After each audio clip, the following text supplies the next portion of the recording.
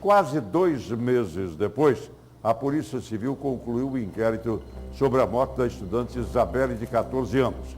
A adolescente morreu com um tiro efetuado pela melhor amiga e o crime aconteceu em um condomínio de luxo aqui em Capital e teve repercussão nacional.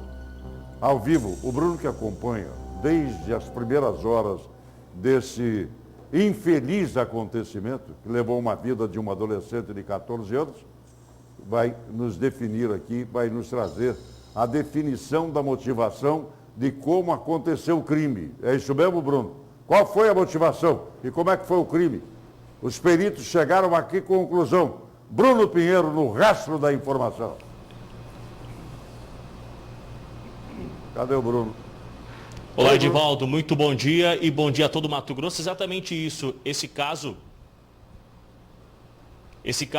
que repercutiu a nível nacional realmente chamou a atenção, envolvendo 2 amigas também da mesma idade, 14 anos, na verdade, aqui em um condomínio de luxo na capital. Após alguns dias de investigação, conseguiu chegar sim a uma conclusão sobre os envolvidos. Ao meu lado, o Dr. Wagner, que esteve acompanhando este caso. Diversas vezes nós estávamos até em busca de uma informação, só que realmente é uma investigação muito sigilosa que envolve vários investigados e realmente não tinha como repassar tantas informações que foi o que o senhor já nos informou. Mas já para a gente voltar lá no início do dia 12 de julho, qual foi a informação inicial que o senhor recebeu naquela noite, doutor?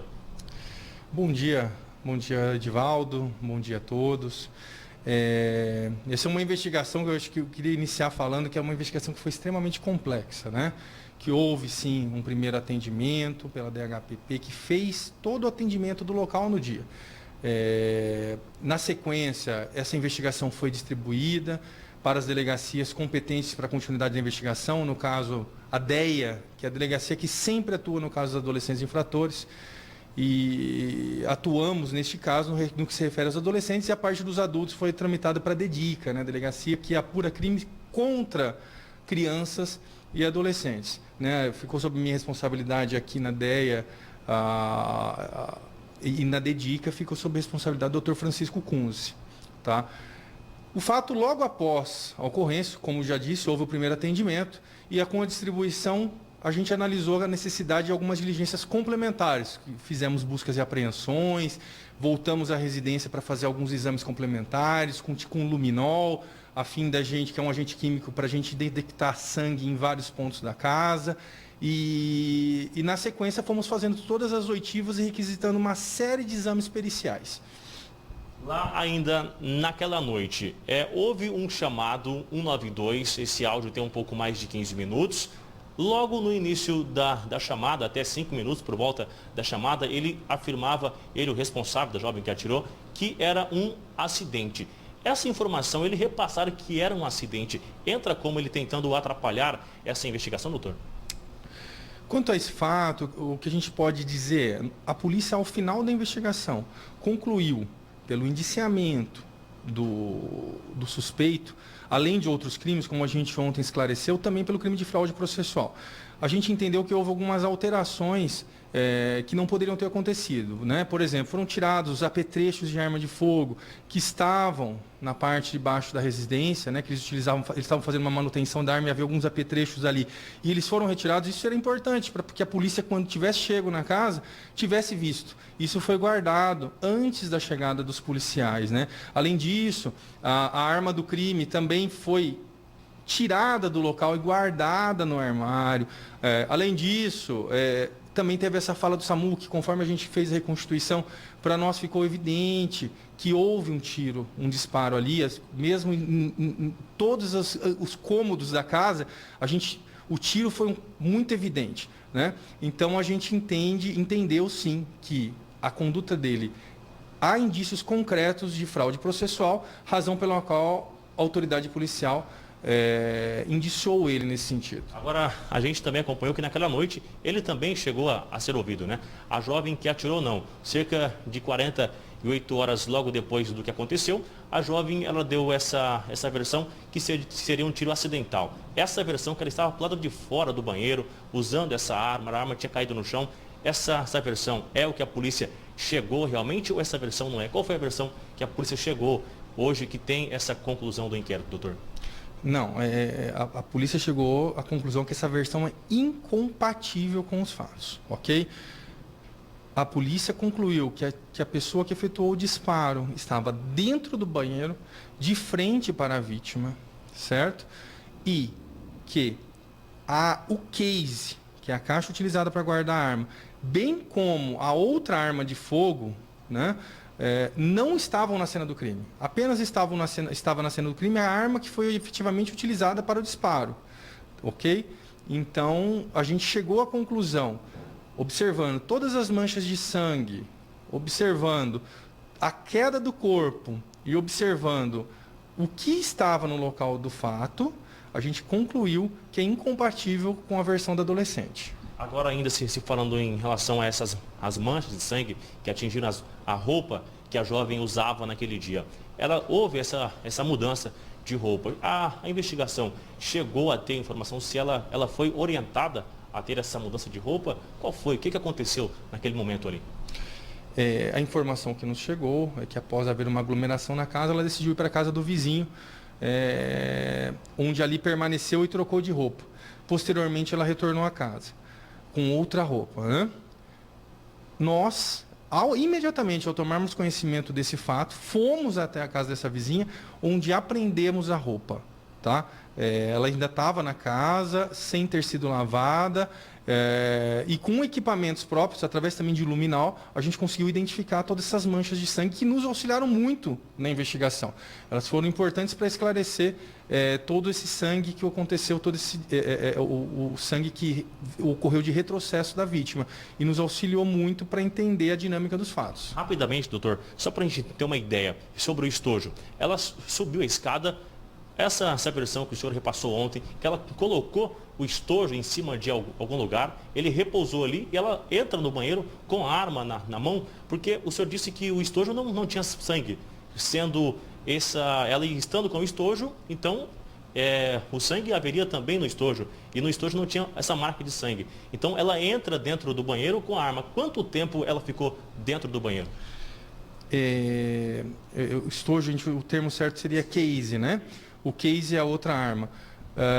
A gente fez as medições considerando as imagens, tá? Que a gente tem as gravações do momento em que sai o namorado da residência e na sequência a subida, que a gente concluiu que acontece em 36 segundos, e após fazendo toda essa cronometragem, a gente concluiu que ela esteve dentro do banheiro no máximo 1 minuto e 18 segundos.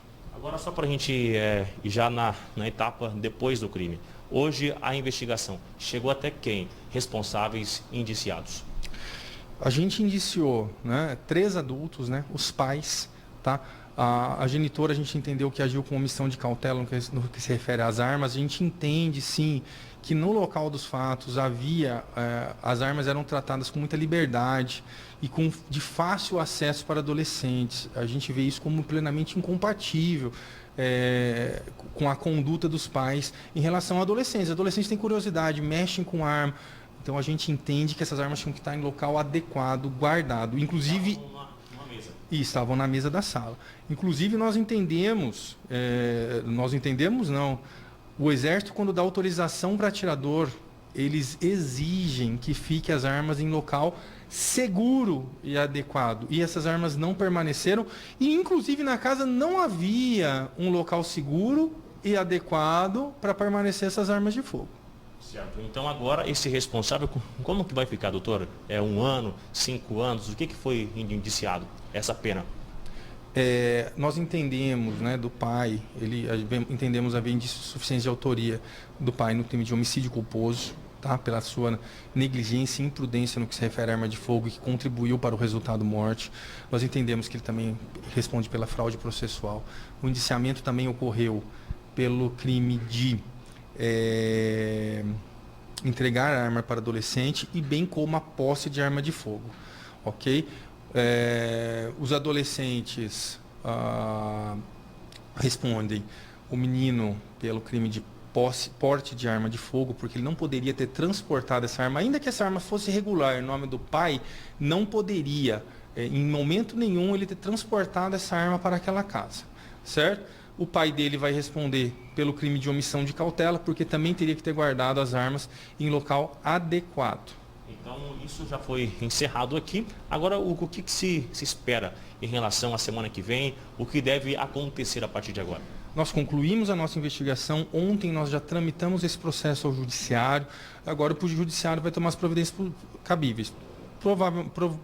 A primeira providência é encaminhar para o Ministério Público, que dentro do prazo legal tomará as medidas cabíveis. Representação, no que se refere a adolescentes, denúncias no que se referem aos adultos, ou outras medidas que, obviamente, é critério do Ministério Público. E, posteriormente, haverá todo o trâmite do processo judicial, com compra, defesa e contraditório, podendo, ao final, né, gerar a condenação ou, obviamente, dependendo da decisão judicial. Agora o senhor está convencido de que esse é o resultado exato do que aconteceu naquela noite? Sim, a gente está convencido. A gente fez uma análise profunda, foram mais de 1000 páginas, como vocês viram ontem.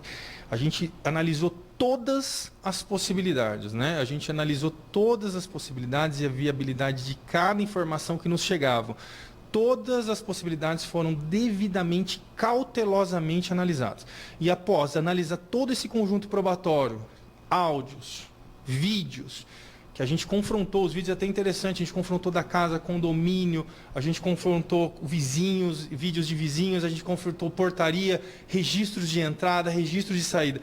Após toda a análise desse conjunto probatório, áudios, vídeos, telefones celulares, mensagens trocadas, bem como as oitivas realizadas, que também trazem muitos esclarecimentos, e, além disso, os laudos periciais, a gente está muito convencido da nossa conclusão e convicto na nossa análise. Ok, doutor, mais uma vez, muito obrigado em receber a nossa equipe. Uma última pergunta em relação às outras pessoas que estiveram na residência. Alguém vai responder por algum outro motivo que estiveram na casa? Eles alteraram alguma coisa? Eles ajudaram, esconderam alguma coisa?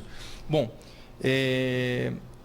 as outras pessoas que estiveram na residência, alguns servidores públicos, a conduta de cada um agora está devidamente demonstrada nos autos e as corregedorias respectivas vão analisar a conduta de cada um. Ok, doutor, muito obrigado. A gente continua à disposição aqui, uma entrevista esclarecendo o que realmente aconteceu na noite do dia 12 de julho, dentro do condomínio de luxo aqui. Essas são imagens que foram divulgadas ontem, muito explicativa, na verdade, que relata tudo o que aconteceu entre a jovem atiradora e a vítima dentro do mesmo banheiro, no segundo andar da casa de Marcelo Martins Sestari. Nós, hoje pela manhã, nós até tentamos contato com a família da mãe de Isabelle Guimarães Ramos, 14 anos, mas segundo informações, ela está muito abalada. Ontem foi um dia difícil, já que ela retornou realmente tudo, essa lembrança sobre a cena que aconteceu no dia que a sua filha foi morta. Hoje ela vai se reunir com os advogados e aí ela vai decidir se vai falar sobre esse inquérito ou não. Edivaldo.